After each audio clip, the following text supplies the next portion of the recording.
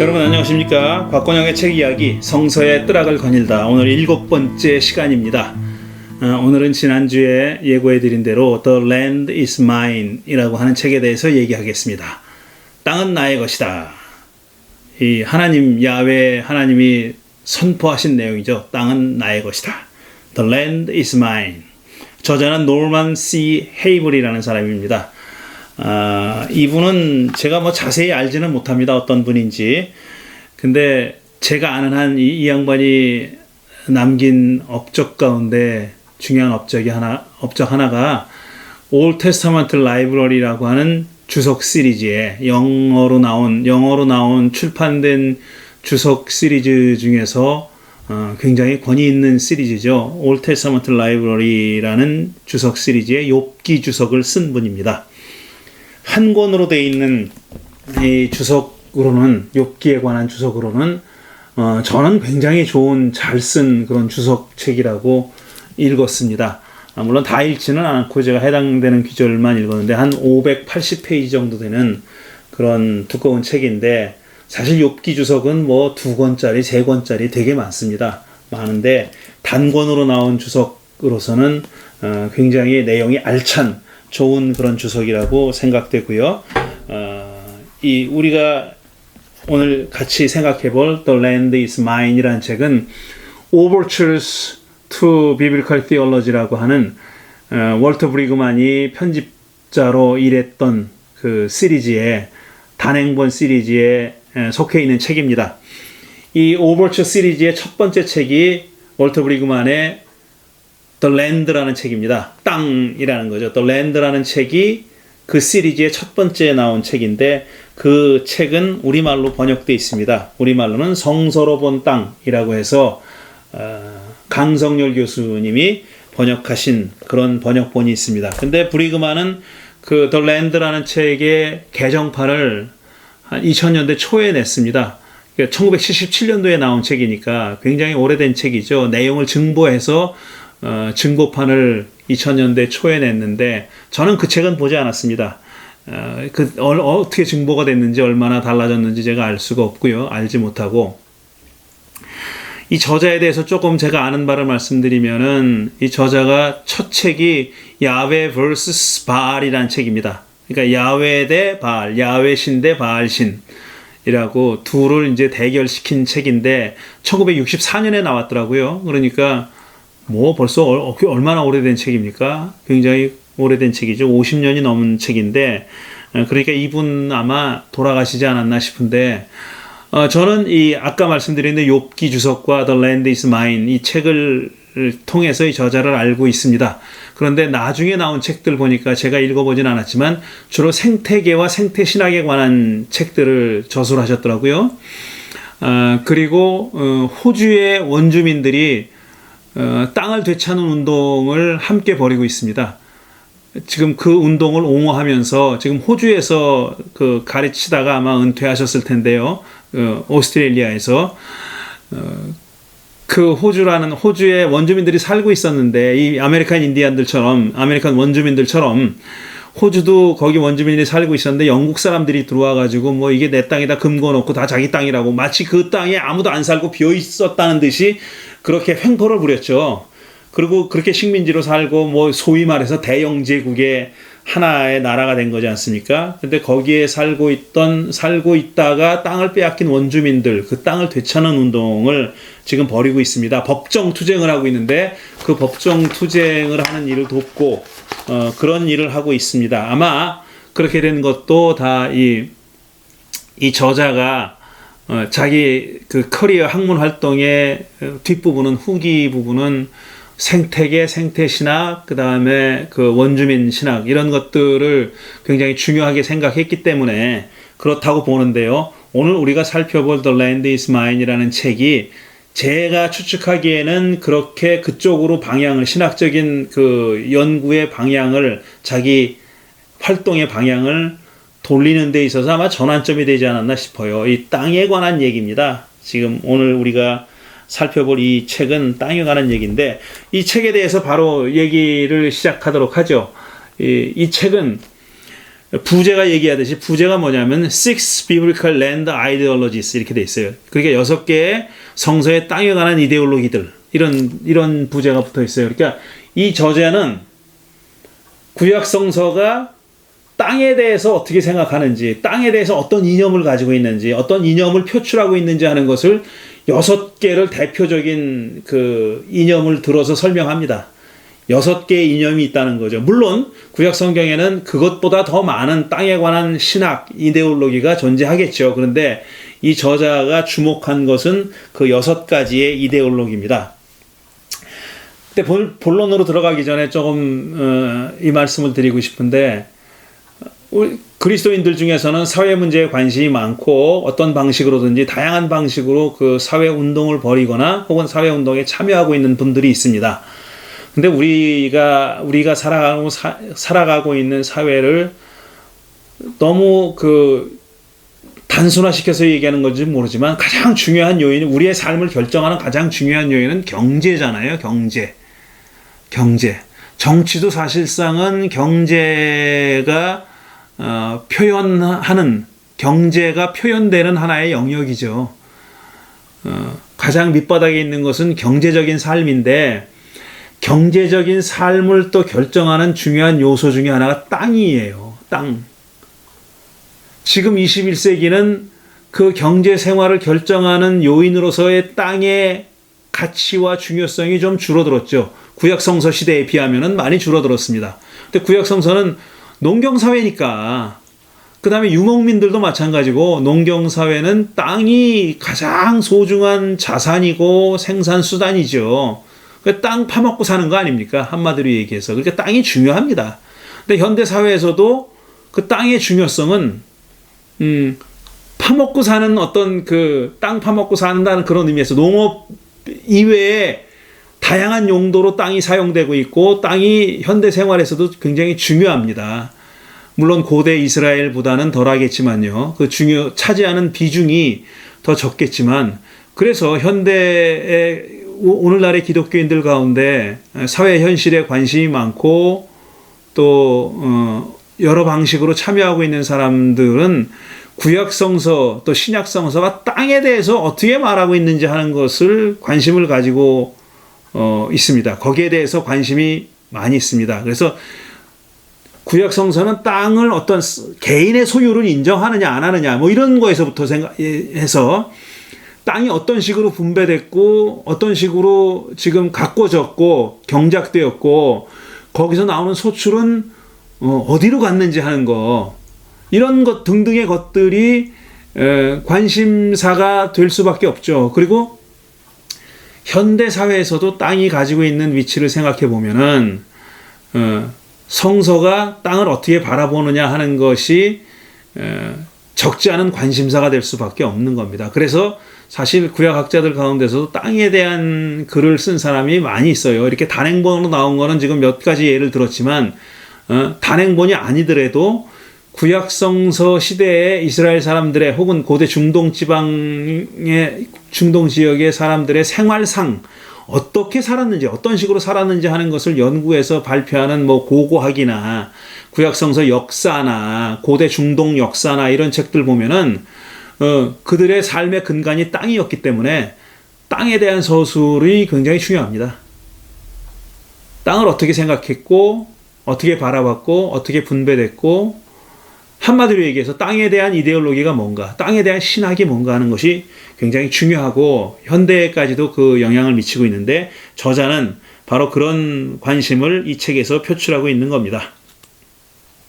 구약성서가 땅에 대해서 어떻게 얘기하고 있고 그게 오늘날까지도 우리에게도 할 말이 있는지, 우리도 그 말에 귀를 기울일 필요가 있는지 하는 것을 생각해 보면서 저도 그게 궁금해서 이 책을 잡았던 것입니다. 이 책을 잡고 읽어왔던 거죠.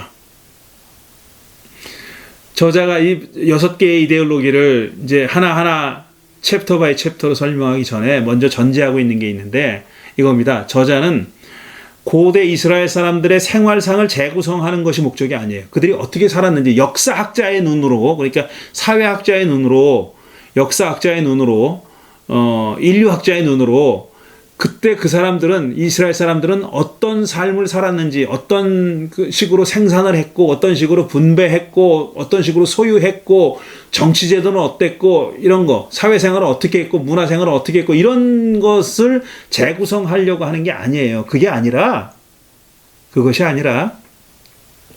우리가 지금 가지고 있는 구약성서라는 텍스트에 땅에 관한 이데올로기는 어떤 것들이 있는가 하는 거예요. 그러니까 텍스트가 표현하고 있는, 구약성서 텍스트에 담겨 있는 땅에 관한 생각들, 이념들, 이런 것들은 어떤 것들이 있는지, 어떤 이념들을 구약성서가 혹은 구약성서의 각 책이, 각 텍스트가 표현하고 있는지 하는 것을 알아보려고 하는 거고, 그 이데올로기 안에서 야훼 신은 어떻게 그려지고 있고, 그 이데올로기는 어떤 사람들의 이해관계를 대변하고 주로 표현했으며, 그 이데올로기를 유지하는 힘은 뭐였는지, 또 그 이데올로기에서 소외된 사람들은 어떤 사람들이었는지, 이런 것들이 궁금한 겁니다. 그러니까 사회상을 재구성하는 일에 관심을 두었다기보다는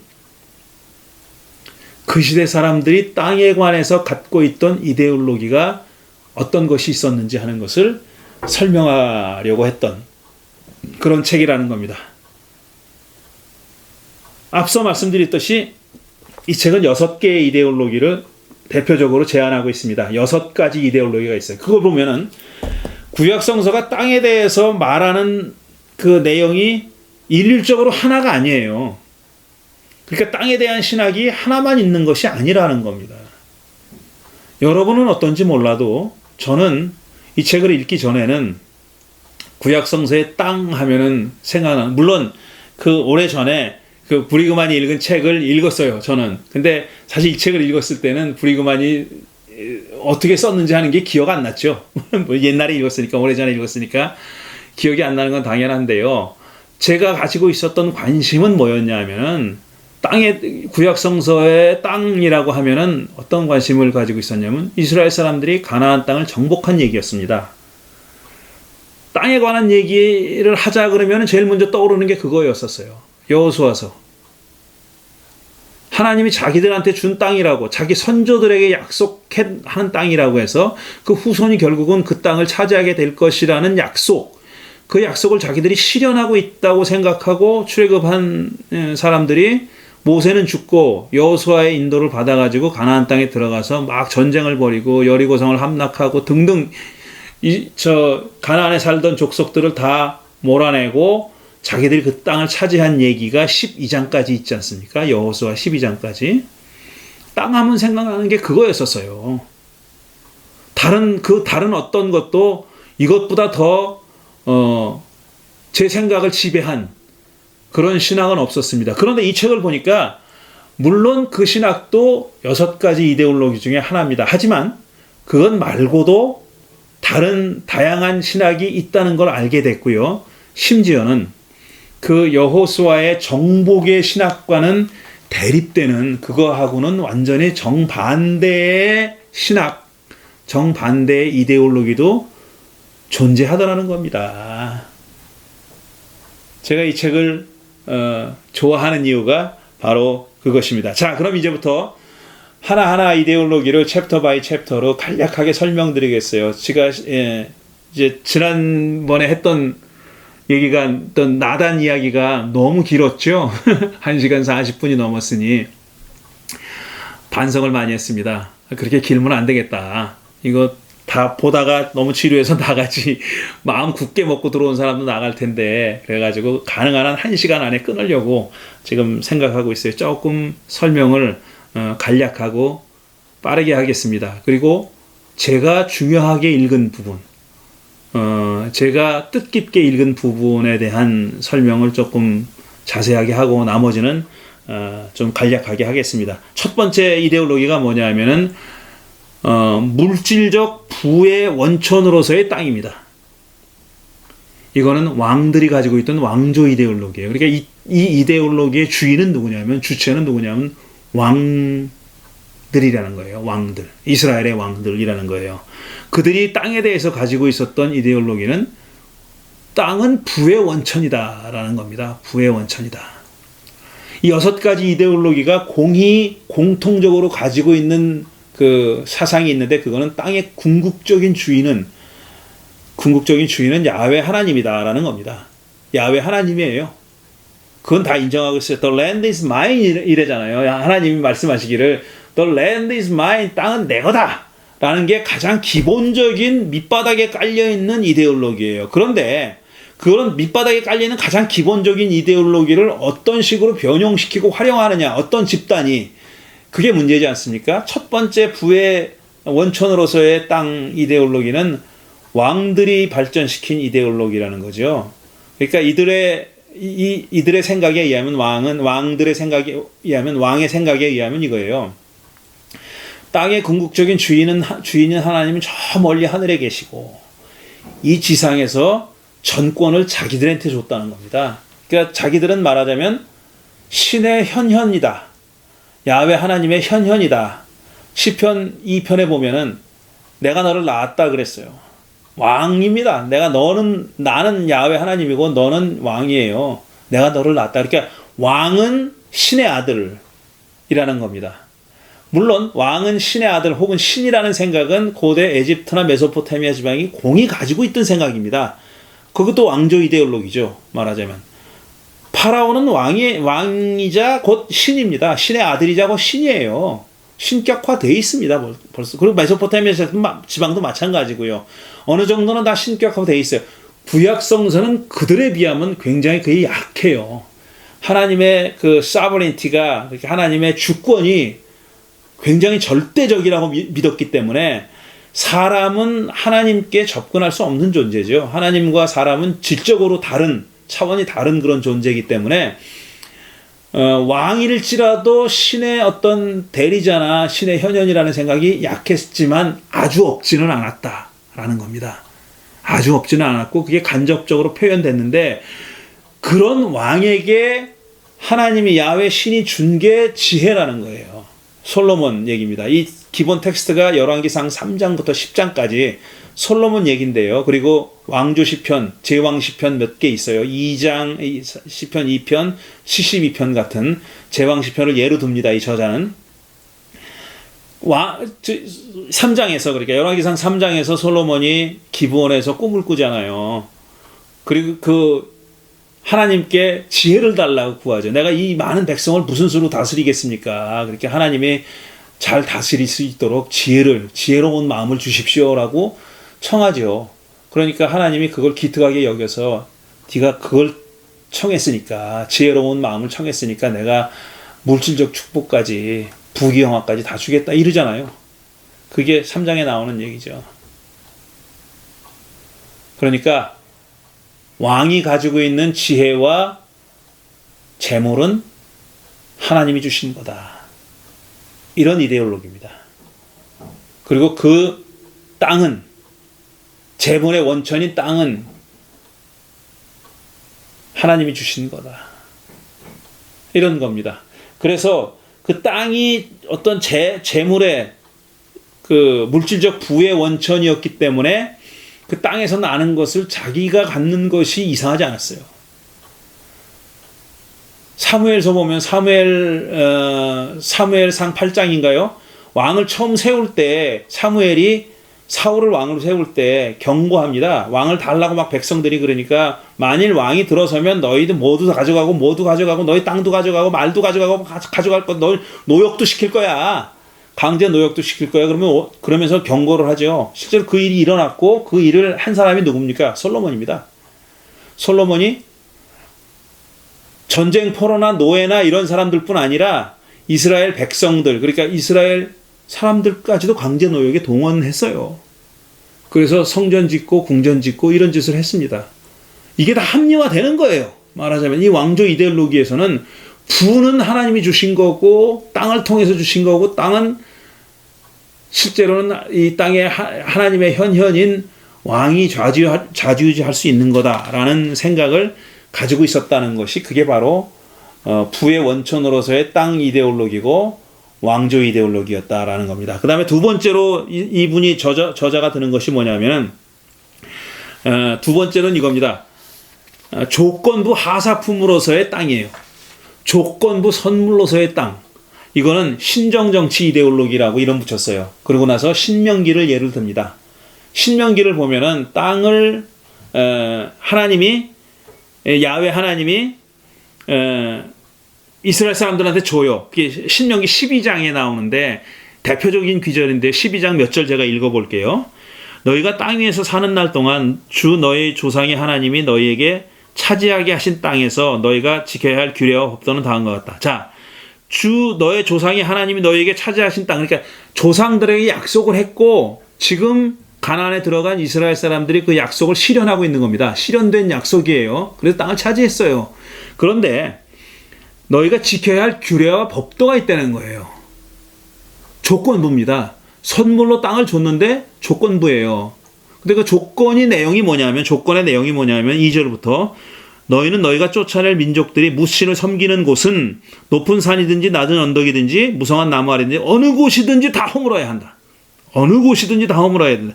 거기에 있는 제단을 허물고 석상을 부수고 아세라 목상을 불태우고 신상들을 부수고 그들의 이름을 그곳에서 지워서 아무도 기억하지 못하게 해야 한다. 그러니까 가나안 사람들이 했던 종교 활동들을 흔적도 없이 다 없애버리려는 겁니다.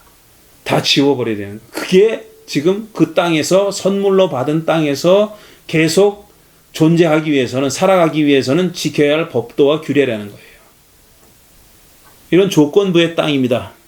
이게 신정정치의 이데올로기예요. 그러니까 하나님이 직접 통치한다는 겁니다. 이때는 아직 왕이 없었잖아요. 그러니까 직접 하나님이 통치하신다고 그렇게 믿었고 그때 그들이 받은 이데올로기가 그들이 발전시킨 이데올로기가 바로 이런 겁니다. 다 내쫓아야 되는 거, 다 몰살해야 되는 거예요. 그게 조건입니다.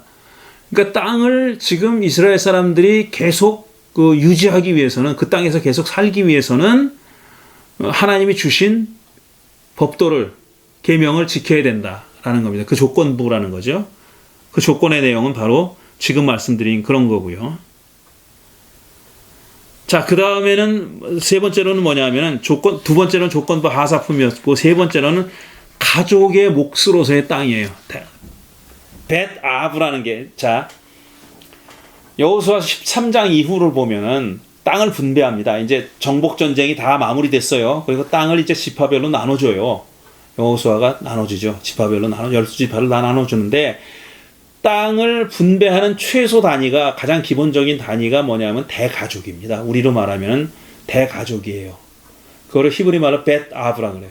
벳은 하우스고 아브는 아버지입니다. 그러니까 아버지의 집이라는 거예요. 우리를 생각하면 한마디로 얘기하면 대가족이에요. 대가족이 땅의 기본 단위를 분배받는 단위예요. 기본적으로 정해진 땅덩어리를 분배받는 최소 단위가 벳 아브입니다. 아버지의 집, 그러니까 대가족이에요. 저는 편의상 대가족이라고 부를게요. 그걸 대가족이라고 부르는데 그렇게 분배된 땅을 뭐라고 부르냐면 나할라라고 불렀어요. 나할라는 우리말로 유산이라고 번역합니다. 영어로도 inheritance라고 많이 번역합니다. 근데 이 저자는 나할라를 inheritance라고 번역하면 오해가 있다. 유산이라고 번역하면 오해가 있다. 너희가 유산으로 받은 땅 이런 얘기가 많이 나오지 않습니까? 유산으로 받은 땅에서 살려면 거주하려면 이런 표현이 많이 나오잖아요. 근데 유산이라고 번역하면은 그 대대로 물려주는다는 의미잖아요. 그러니까 대대로 물려줘야 유산이에요.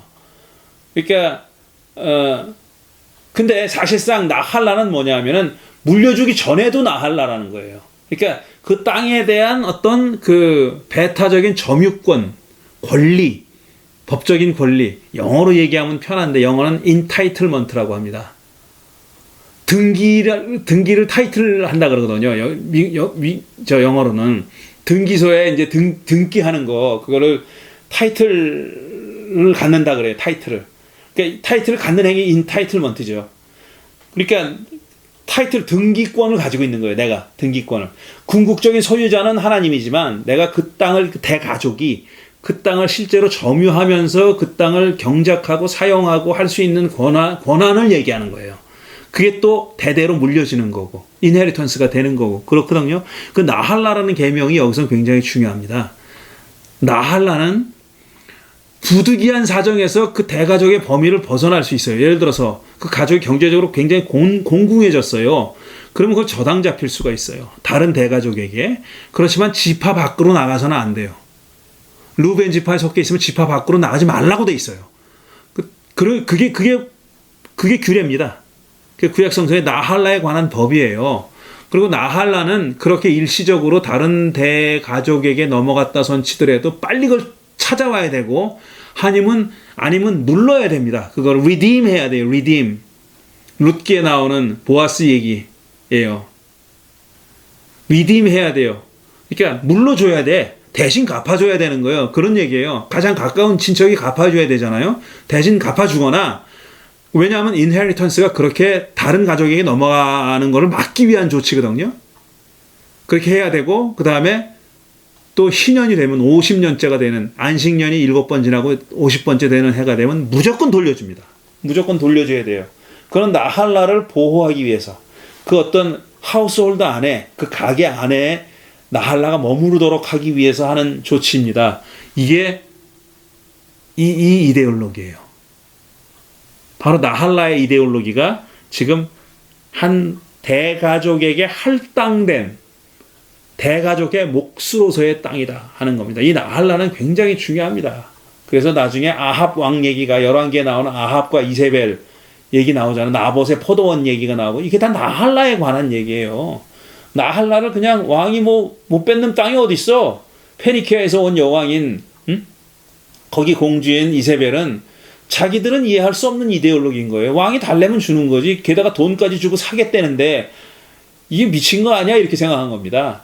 근데 이스라엘의 땅에 관한 나할라 이데올로기는 그건 팔라고 얘기하는 게 안 되는 거죠. 그러니까 나봇은 당연히 안 된다 그랬죠. 그러다가 죽었죠. 살해당했지. 나할라를 이해하지 못했거나 아니면 무시했던 페니키아 출신의 여왕이 왕비가 저지른 짓입니다. 그게 바로 이제 나할라 가족의 몫으로서의 땅이고요. 그 다음에 네 번째가 뭐냐면 야훼 하나님의 개인적인 소유로서의 땅이에요. 그건 예레미야 예언자의 이데올로기입니다. 그건 무슨 얘기냐면은 이 이데올로기에서는 그러니까 나할라가 뭐냐면은 쉽게 얘기하면 나할라를 가지고 있는 이스라엘 백성들은 소작인이라는 거예요. 테넌트라는 거예요. 테넌트, 소작인이다. 그러면 땅의 궁극적인 주인은 누구냐?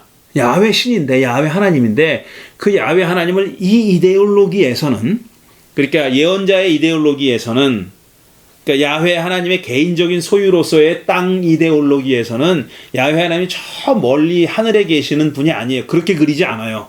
부재지주라고 그리지 않고 앱센티 랜드로드가 아니라 지금 소작인들과 함께 이 지상에서 같이 거주하고 있는 그런 소지주, 작은 땅의 거대한 농장의 지주가 아니라 작은 땅의 지주인 것처럼 생각합니다. 그렇게 생각해요.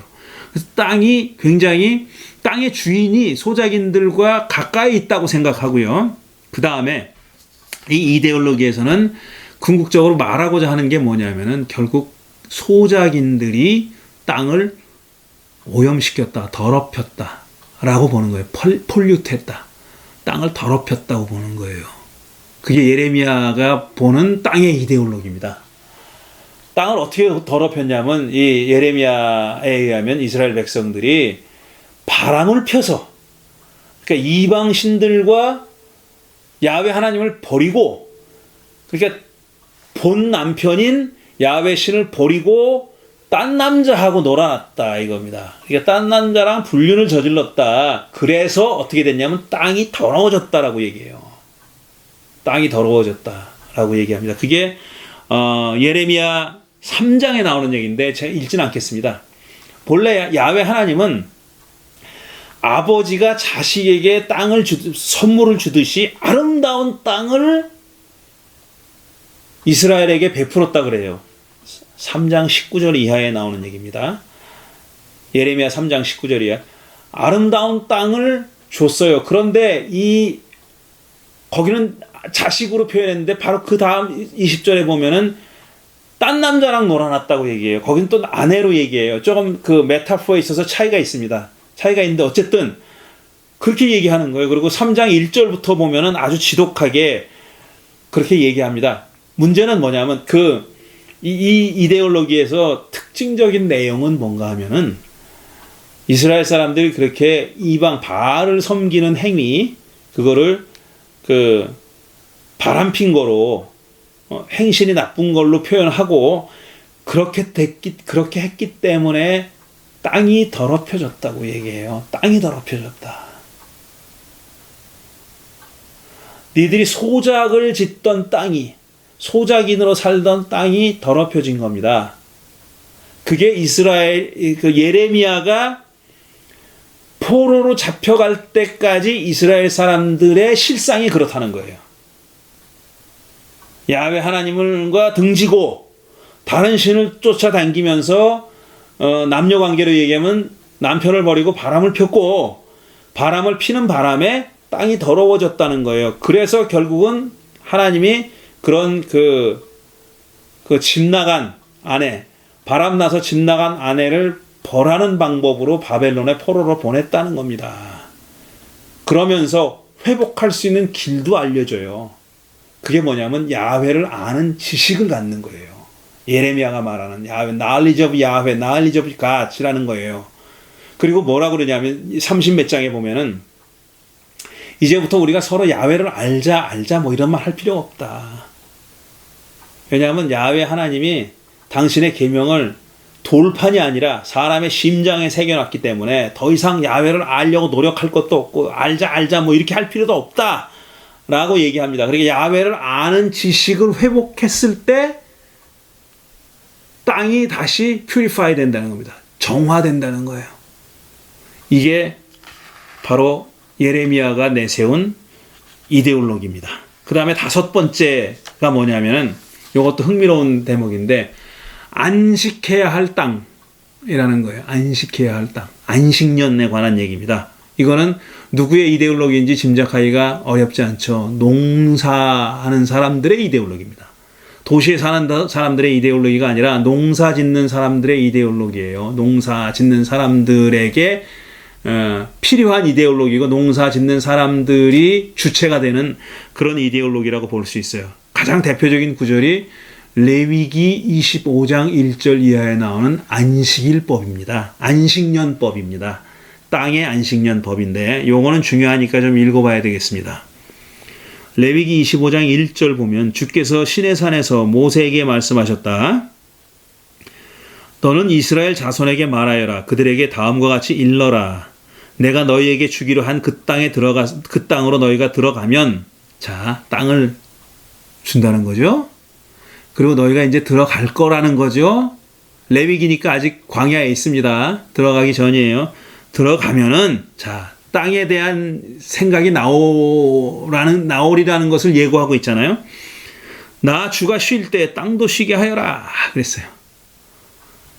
그 땅에 들어가면 내가 쉴 때 땅도 쉬게 해라. 이렇게 얘기합니다. 6해 동안은 너희가 너희 밭에 씨를 뿌려라. 6해 동안은 너희가 포도원을 가꾸어 그 소출을 거두어라. 그러나 7째 해에는 나 주가 쉼으로 땅도 반드시 쉬게 해야 된다. 자, 7번째 되는 해에는 야훼 하나님도 쉬신답니다.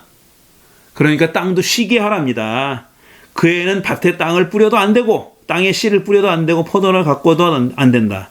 거둘 때 떨어져 저절로 자란 것들은 거두지 말아야 하며 너희가 가꾸지 않은 포도나무에서 저절로 열린 포도도 따서는 안 된다. 이것은 땅의 안식년이다. 절로 난 것들 있잖아요. 그것도 따지 말래요. 절로 난 열매도 따지 말고 거두지 말랍니다.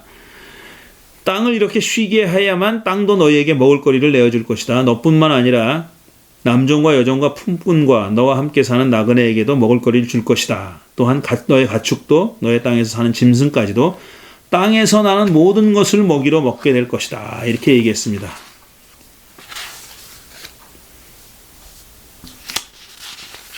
이게 독특한 법이죠. 물론 경작에 관한 가장 원칙이 미국 같은 데서는 얼마든지 할 수 있어요. 땅덩어리가 넓으니까 이렇게 남가주에는 그런 땅이 별로 없지만 북가주로 올라가면 노던 캘리포니아로 올라가잖아요. 그럼 땅이 참 비옥하고 넓어요. 근데 정말 빈 땅들이 많아요. 우리 대한민국에서는 보기 힘든 광경입니다. 정말 워낙 땅이 좁고 경작지가 좁기 때문에 그렇게 하진 않죠. 뭐 제가 아는 한 그렇습니다. 근데 이렇게 북가주를 차 타고 가다 보면은요, 저 같은 사람이 봐도 알아. 아, 저 땅은 일부러 놀리는 거구나. 놀리는 땅이로구나 하는 광활한 땅이 놀고 있어요. 그냥 게을러서 노는 게 아니라 그야말로 안식년인 겁니다. 안식년이기 때문에 노는 거죠. 자, 이 이데올로기의 가장 재미있는 흥미로운 점은 뭐냐면은 아까 말씀드린 대로 하나님이 어떤 부재지주가 아니에요. 지금 소작을 하고 있는 이스라엘 사람들과 같이 지금 거주하고 있는 거고, 그리고 이 경작할 수 있는 땅을 일종의 성전처럼 생각합니다. 그러니까 쉬어야 되는 거예요. 땅이 곧 하나님 같은 거예요. 하나님이 쉬니까 땅도 쉬라 그러잖아요. 그러니까 하나님과 땅이 뗄 수 없는 관련이 있는 겁니다. 적어도 안식에 관해서는 그렇죠. 하나님이 안식할 때 땅도 쉬어야 되는 거예요. 그러니까 땅을 그냥 거기서 우리가 그 소출을 빼먹는 어떤 대상, 착취의 대상이 아니라 땅 자체를 어떤 인격처럼 그렇게 대하고 있는 거고요. 명백하지 않습니까? 땅도 쉬라는 겁니다. 땅도 힘들어. 그러니까 땅도 고되고 힘들어. 6년 동안 경작하느라고 땅도 힘드니까 7년째 되는 애는 반드시 쉬게 하라는 겁니다. 땅을 거의 인격적인 존재처럼 대하고 있고, 한 걸음 더 나아가서 땅을 경작할 수 있는 땅을 하나님의 성전인 것처럼 그렇게 대하고 있는 거죠. 그게 참 중요한 이 이데올로기가 가지고 있는 특징입니다. 그렇고 이제 마지막으로 6번째 이데올로기가 뭐냐면 이민자의 이데올로기입니다. 이건 아브라함 얘기를 하고 있어요. 이민자의 이데올로기, 이미그런트 아이디올로지, 이민자 이데올로기라고 부르는 건데, 이건 정말 다른 여타의 이데올로기 5가지 이데올로기와 큰 차이가 있습니다. 어떤 점에서 그러냐면, 첫째, 여기서도 다른 5개의 다른 이데올로기처럼 하나님이 궁극적으로 땅의 주인인 건 똑같아요. 그건 맞아요. 궁극적으로 땅의 주인은 하나님입니다. 그런데 가나안 땅은 말이에요, 다른 여타 이데올로기에서는 하나님이 이스라엘의 선조들에게 약속해서 그 후손들이 차지한 땅이잖아요. 여호수아가 그렇고 신명기는 곧 차지하게 될 땅이라고 얘기하고 있고, 지금 읽은 레위기 25장 거기도 이제 들어가서 그 땅에 들어가서 내가 그 땅을 차지할 텐데, 그러니까 어떤 이데올로기를 가지고 있느냐 하면은 이 5개의 이데올로기가 기본적으로 전제하고 있는 공통적인 내용은 뭐냐면은, 가나안 땅은, 팔레스타인 땅은 야훼 신이 이스라엘의 조상에게 주겠다고 약속한 땅이라는 겁니다. 그러니까 조상에게 하사한 땅이에요. 주겠다고 약속한 땅이에요. 지금 당장은 아니더라도 주겠다고 약속한 땅이라는 거예요. 그게 다 전제되어 있어요. 5개의 이데올로기에. 그런데 아브라함 이야기에 표현되어 있는 이민자 이데올로기는 그렇지 않습니다. 정작 그 약속을 받은 사람은 아브라함이잖아요. 그렇죠? 이 땅을 내게 주겠다, 네 후손에게 주겠다라고 하나님이 아브라함에게 약속했지 그의 아버지인 데라한테 약속하지 않았어요. 그리고 그 후손들은 아브라함에게 한 약속이 지속되고 있다는 것을 보여주는 거죠. 이삭과 야곱의 12아들들 다 마찬가지입니다.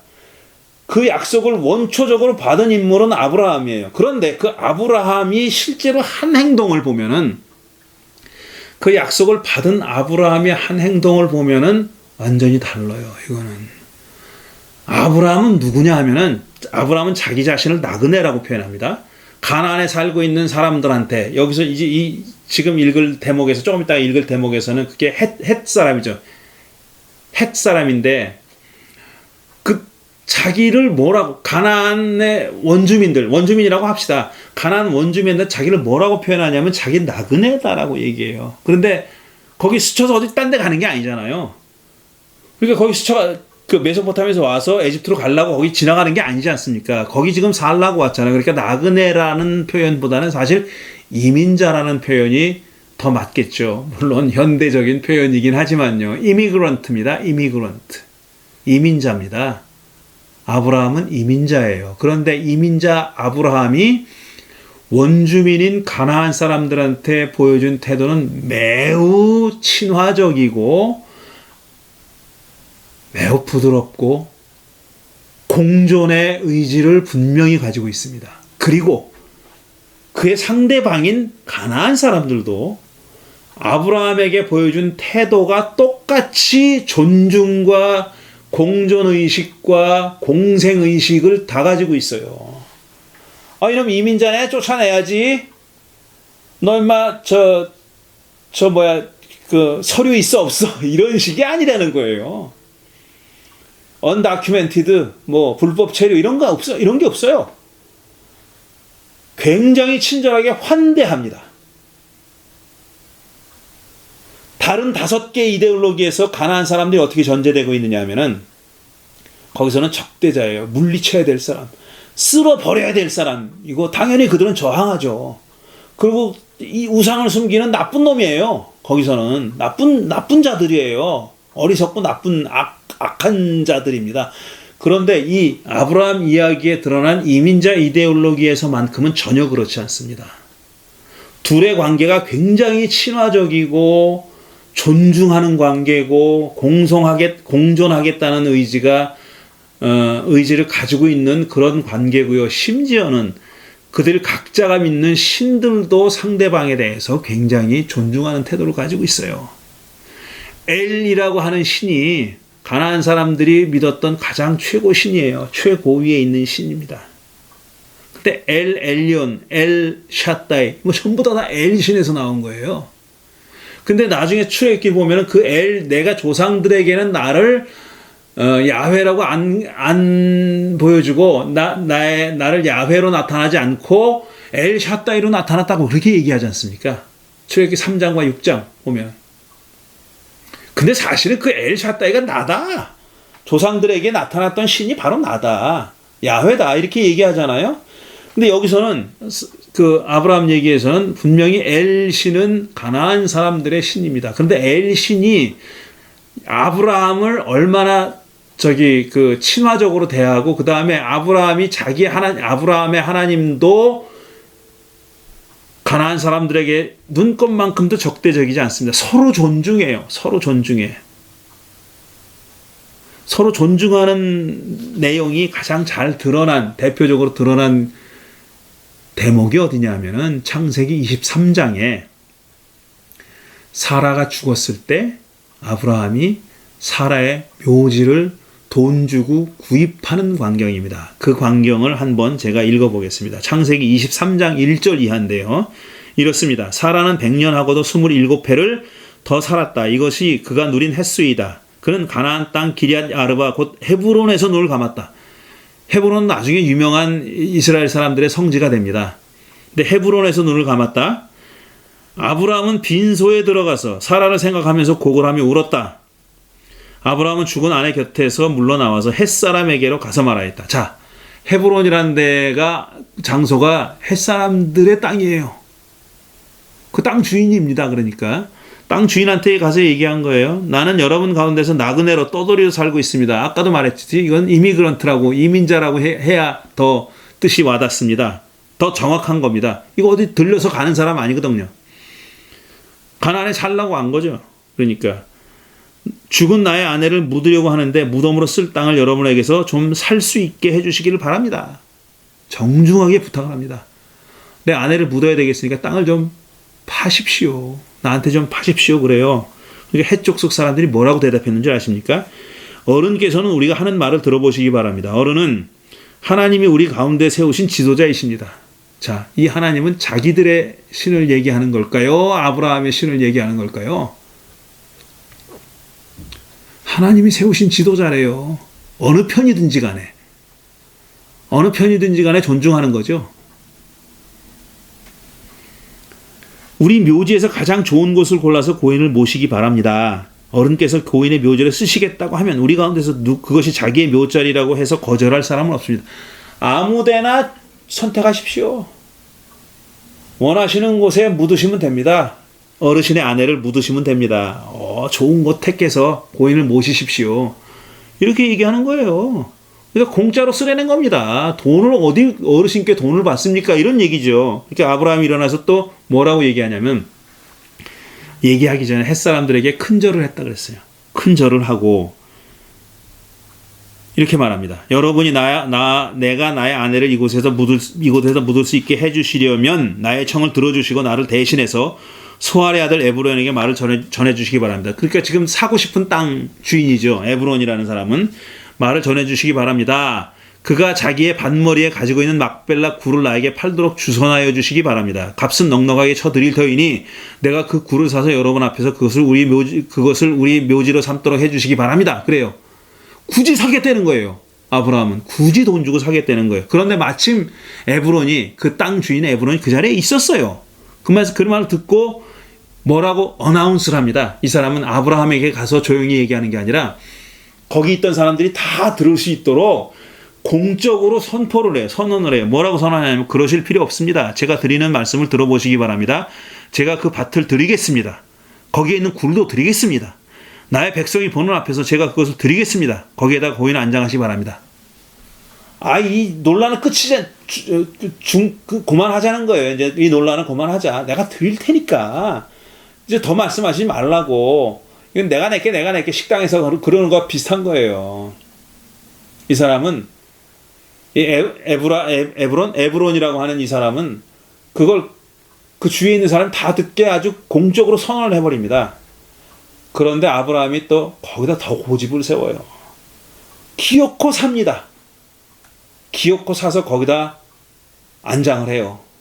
자기 아내 사라를. 이 광경 하나만 봐도 지금 아브라함과 가나안 사람들, 특히 헷 족속이라고 특화되어 있는 이 사람들 관계가 얼마나 우호적이고 정겹습니까? 이 이민자의 이데올로기에서 땅은 있잖아요. 다른 여타 5개의 이데올로기가 말하는 것과 성격이 많이 다릅니다. 표현하자면 이거예요. 궁극적인 주인이 야훼라는 건 전제하고 있어요. 그러나 그 땅을 누구에게 일종의 나할라라는 표현은 안 나오지만 나할라처럼 좋냐 하면은 가나안 사람에게 좋은 거예요. 지금. 그리고 아브라함과 그의 후손들은 뭐냐면 이민자들입니다. 그 땅에 들어와서 사는 이민자들이라는 게 아브라함 내러티브의 아브라함 이야기에 나타나 있는 땅에 관한 이데올로기입니다. 여러분 어떻습니까? 이거 아셨어요? 저는 몰랐습니다. 이 책을 읽기 전엔 몰랐어요. 아브라함 이야기 잘 알죠? 근데 땅과 관련해가지고 아브라함 이야기에 드러난 이데올로기가 바로 이런 거다라는 거. 이민자 이데올로기라는 거는 저는 이 책을 보고 처음 알았어요. 제가 이렇게 자세하게 말씀드리는 이유가 그겁니다. 제가 서두에서 말씀드렸듯이 땅에 관한 이데올로기가 여러 개입니다. 지금 여러 개인데 제가 이제 이 책을 읽고 배우고 느낀 점을 좀 말씀드릴게요. 첫째는 땅에 관한 이데올로기가 하나가 아니라는 거. 다양한 이데올로기가 있다는 거. 그걸 저는 배웠어요. 물론 여러 개가 있다는 거를 알고 있었습니다. 저도. 그런데 이렇게 대표적으로 6개를 들어서 일목요연하게 해설한 내용은 그거는 이제 이 책을 읽고 알게 된 거예요. 특히 제가 6가지 중에 알게 됐다기보다는 주의 깊게 배우고 느낀 게 뭐냐면은 그 안식년에 관한 얘기, 5번째, 6번째 이데올로기입니다. 안식년 이데올로기와 안식년 신학과 그 다음에 이민자 신학이라는 거. 그게 굉장히 저한테는 깊이 와닿았어요. 그걸 일목요연하게 이렇게 설명하는 것을 보고 또 끌어오는 본문들, 인용한 본문들이 굉장히 설득력이 있습니다. 설득력이 있고 저로 하여금 많은 걸 깨닫게 만들었어요. 그러니까 제가 배운 것이 땅에 대한 이데올로기가 하나가 아니라 여러 개가 있다는 거. 그 여러 개 가운데서 이런 제가 지금 말씀드린 특징적으로 두 개의 이데올로기에서는 참 좋은 내용을 배웠다. 그러니까 사실 지금 현대 이스라엘이라는 나라가 지금 그 가나안 땅을 독차지하겠다고 주장하면서 자기들 땅이라고, 하나님이 자기 조상들에게 준 자기들 땅이라고 주장하면서 외교적으로는 그렇게 대놓고 말하지 못해도 실제 내심으로는 몽땅 다 몰아내고, 옛날에 여호수아가 했다고 성경이 말하는 것처럼 몽땅 다 팔레스타인 사람들을 몰아내고 자기들이 독차지하겠다는 거 아닙니까? 그러면서 사실 성경을 잘 믿지도 않는 전혀 비유대교인인 유대인들조차도, 유대교와 무관한 그냥 주유들, 그냥 유대인들조차도 왜 성경을 끌어들이냐 이거예요. 지금 여호수아서나 신명기가 말하는 그런 이데올로기를 가져오면서 이거 우리 땅이야, 우리가 다 가져야 돼, 우리가 독점해도 돼, 독점해야 돼, 그건 우리 신이, 우리 하나님이 우리에게 준 명령이야, 그냥 축복일 뿐 아니라 그건 명령이야, 이렇게 주장하면서 그 땅을 독차지하겠다고 지금 팔레스타인 사람들을 계속 좁은 땅으로 몰아내고 있잖아요. 근데 두 가지를 말씀드리고 싶어요. 그 자들한테, 내 얘기를 듣진 않겠지만 물론. 첫째, 그게 유일한 땅에 관한 신학이 아니다 라는 거 더 설명하지 않겠습니다. 제가 말씀드린 대로고 이 책이 표현하는 대로고, 그 다음에 두 번째로, 그렇게 하나님이 자기들한테 준 땅이니까 우리가 차지해야 된다라고 하는 이데올로기에도 조건이 붙어 있다는 거, 그거 잊지 말아야 됩니다. 제가 지금 우리가 읽은 그 신명기에 따르면은 이스라엘 사람들 이외에 가나안 사람들을 몰아내는 것이 규례와 법도입니다. 신명기에 분명히 그렇게 써 있어요. 신명기 12장에는 그렇게 써 있어요. 내가 그 땅에 들어가면 규례와 법도를 지켜라. 걔네들을 다 몰아내라. 그들의 종교 행위를 다, 흔적을 다 지워버려라, 그거 아니에요. 그런데 신명기적 역사서, 그러니까 신명기의 신학의 바탕을 두고 썼다는 이스라엘의 역사, 여호수아, 사사기, 사무엘, 열왕기,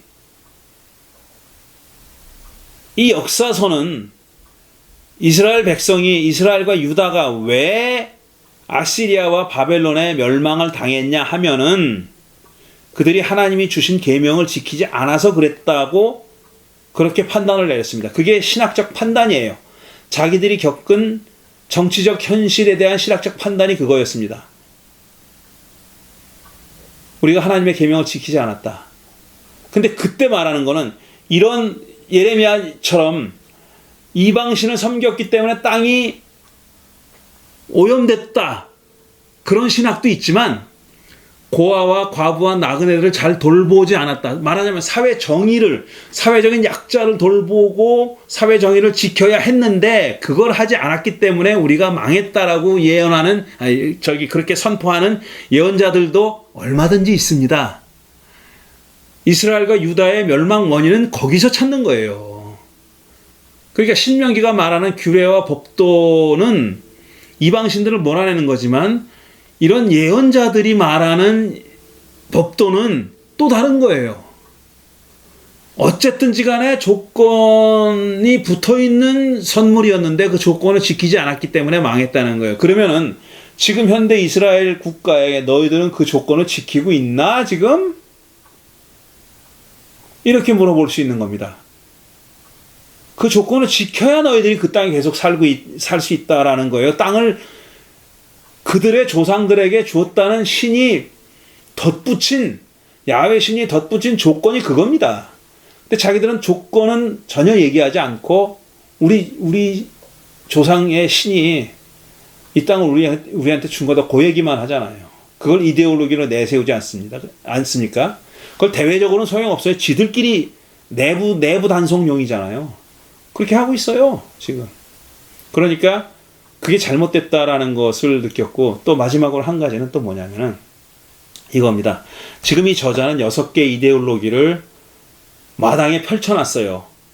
자, 이런 이데올로기 6개가 있다. 쫙 펼쳐놨어요. 그런데 아쉬운 거는 뭐냐면은 그 각 이데올로기들 간에, 각 신학이라고 표현할게요. 제가 이제부터는 이데올로기 신학이니까, 이게 각 6개의 신학들 간의 관계 설정을 하지 않았어요. 예를 들어서 여호수아서에 나와 있는 정복의 신학과 아브라함 이야기에 나타나 있는 이민의 신학과는 어떤 관계에 놓여 있는가? 둘의 관계는 어떤 건가? 그런 얘기는 하지 않아요. 안식년법에 관한 이데올로기, 안식년법 신학과 그 다음에 여타 다른 신학은 어떻게 관계가 되는 걸까? 이런 얘기 하지 않는다고요. 그러니까 6개의 신학이 다 서로 관련이 없이 그냥 공존만 하는 것처럼 얘기하고 있어요.